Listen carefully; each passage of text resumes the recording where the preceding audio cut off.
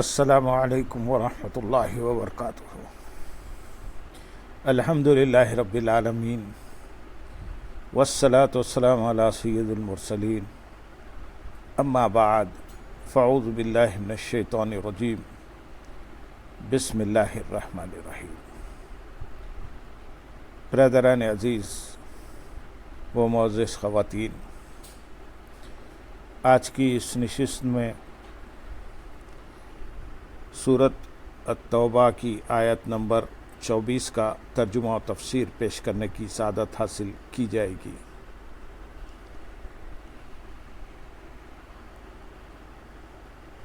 قل إن كان آباؤكم وأبناؤكم وإخوانكم وأزواجكم وعشيرتكم وأموال اقترفتموها وتجارة تخشون كسادها ومساكن ترضونها أحب إليكم من الله ورسوله وجهاد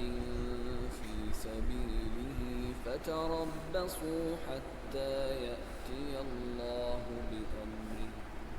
والله لا يهدي القوم الفاسقين۔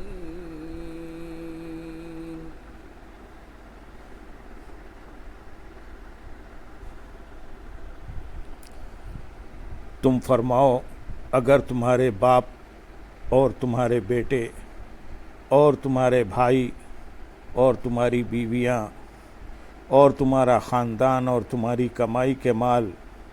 اور وہ تجارت جس کے نقصان سے تم ڈرتے ہو اور تمہارے پسندیدہ مکانات تمہیں اللہ اور اس کے رسول اور اس کی راہ میں جہاد کرنے سے زیادہ محبوب ہیں، تو انتظار کرو یہاں تک کہ اللہ اپنا حکم لائے، اور اللہ نافرمان لوگوں کو ہدایت نہیں دیتا۔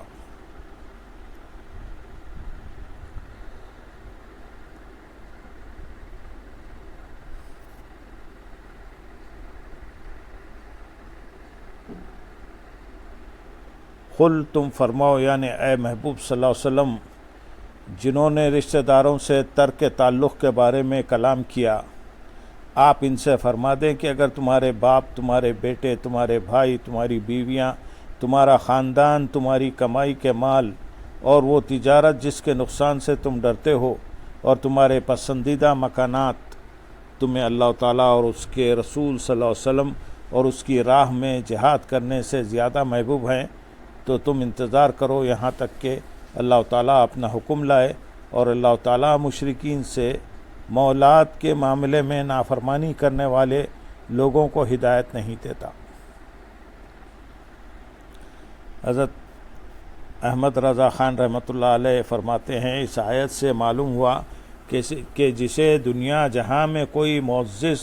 کوئی عزیز، کوئی مال، کوئی چیز اللہ و رسول سے زیادہ محبوب ہو، وہ بارگاہ الہی سے مردود ہے، اسے اللہ تعالیٰ اپنی طرف راہ نہ دے گا، اسے عذاب الہی کے انتظار میں رہنا چاہیے۔ تمہارے پیارے نبی صلی اللہ علیہ وسلم فرماتے ہیں، تم میں کوئی مسلمان نہ ہوگا جب تک میں اسے اس کے ماں باپ، اولاد اور سب آدمیوں سے زیادہ پیارا نہ ہوں۔ اس نے تو بات صاف فرما دی کہ جو حضور اقدس صلی اللہ علیہ وسلم سے زیادہ کسی کو عزیز رکھے ہرگز مسلمان نہیں۔ خلاصہ علامہ قاضی ایاز رحمۃ اللہ علیہ فرماتے ہیں، یہ آیت کریمہ رسول اللہ صلی اللہ علیہ وسلم کی محبت کے لازم ہونے، فرض اور اہم چیز ہونے، اور آپ صلی اللہ علیہ وسلم کے اس محبت کے اصل مستحق ہونے کے بارے میں ترغیب، تنبیہ اور دلیل و حجت ہونے کے لیے کافی ہے، کیونکہ جس نے اپنی آل، اولاد اور مال کی محبت کو اللہ تعالیٰ اور اس کے حبیب صلی اللہ علیہ وسلم کی محبت سے زیادہ سمجھا، اس آیت میں اللہ تعالیٰ نے اسے سخت تنبیہ کی ہے اور ایسوں کو ڈراتے ہوئے ارشاد فرمایا، تو انتظار کرو یہاں تک کہ اللہ اپنا حکم لائے۔ نیز آیت کے آخر میں ایسوں کو فاسق فرمایا اور بتایا کہ یہ لوگ ان گمراہوں میں سے ہیں جنہیں اللہ تعالیٰ نے ہدایت کی توفیق نہ دی۔ حضرت انس رضی اللہ تعالیٰ عنہ سے روایت ہے، حضور اقدس صلی اللہ علیہ وسلم نے ارشاد فرمایا، جس شخص میں 3 باتیں ہوں گی اس نے ایمان کی حلاوت پائی۔ نمبر 1، اللہ تعالیٰ اور اس کے رسول صلی اللہ علیہ وسلم ان کے ماں سوا سب سے زیادہ محبوب ہوں۔ نمبر 2، اللہ تعالیٰ ہی کے لیے کسی سے محبت کرے۔ نمبر 3، کفر کی طرف لوٹنے کو ایسا برا جانے جیسے آگ میں ڈالے جانے کو برا جانتا ہے۔ حضرت سہل رحمۃ اللہ علیہ فرماتے ہیں، جو شخص رسول اللہ صلی اللہ علیہ وسلم کی ولایت و حکمت تمام حالات میں نہیں دیکھتا اور اپنی جان کو ان کی ملک نہیں جانتا تو وہ حضور صلی اللہ علیہ وسلم کی سنت کی شیرینی نہ چکھے گا، کیونکہ نبی اکرم صلی اللہ علیہ وسلم نے ارشاد فرمایا، تم میں سے وہ شخص مومن نہیں ہو سکتا جس کے نزدیک میں اس کی جان سے زیادہ محبوب نہ ہوں۔ حضور پر نور صلی اللہ علیہ وسلم سے محبت رکھنے کا ثواب کس قدر ہے، اس کا اندازہ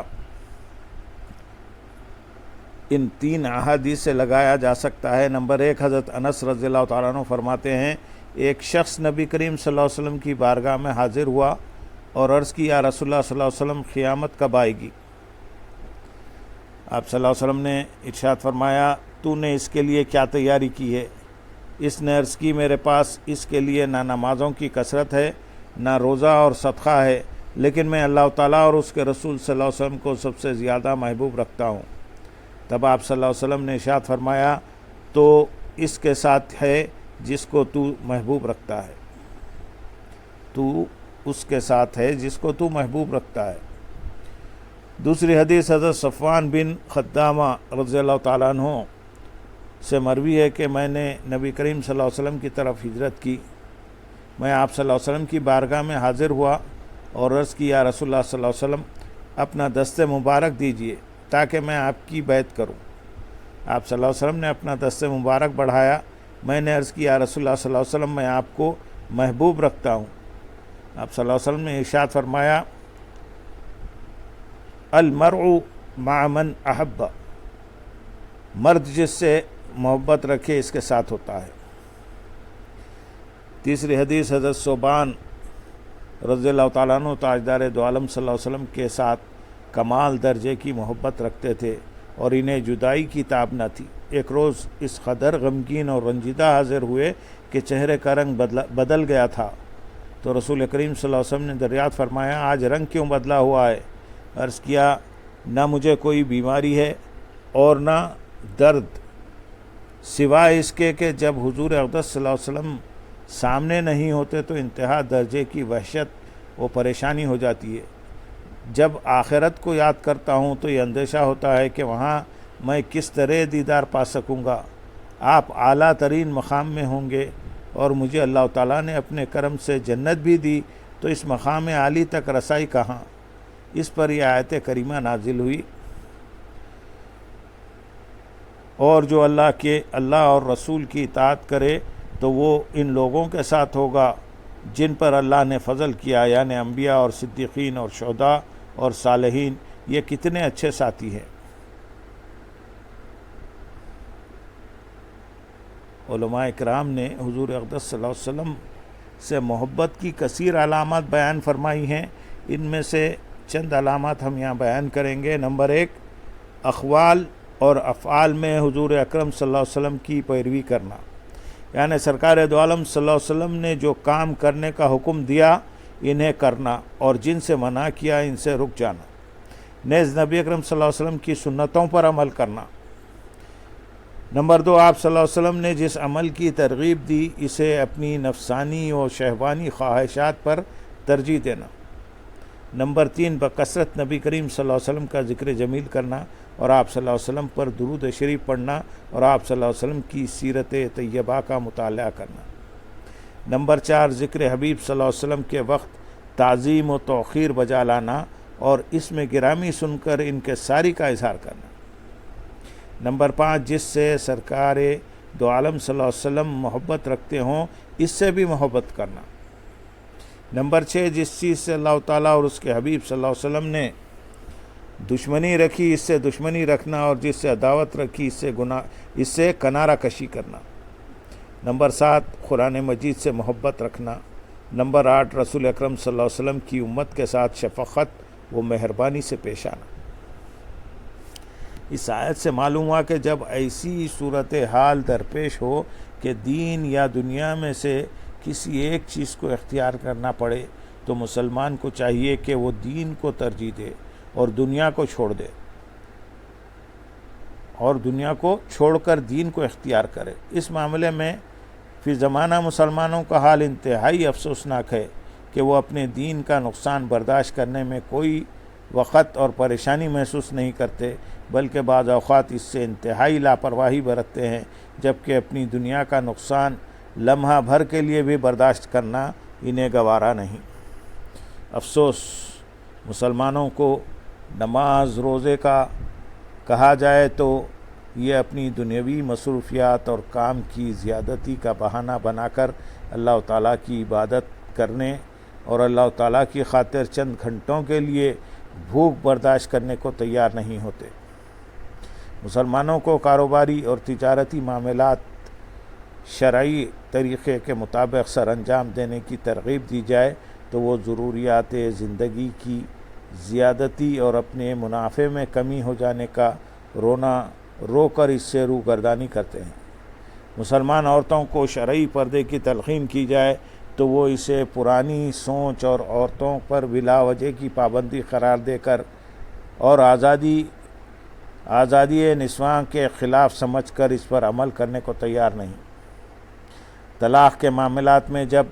اسلامی قانون کی روح سے شوہر اور بیوی میں جدائی کا فیصلہ ہو جائے تو اسلامی حکم کے سامنے سر تسلیم خم کرنے کی بجائے یہ طرح طرح کے ہیلے بہانے تراش کر ناجائز تعلقات کی زندگی گزارنے کی پوری کوشش کرتے ہیں۔ سر دست یہ چند مثالیں عرض کی ہیں، ورنہ زندگی کا شاید ہی کوئی گوشہ ایسا ہو جس میں دین پر دنیا کو ترجیح نہ دی جا رہی ہو۔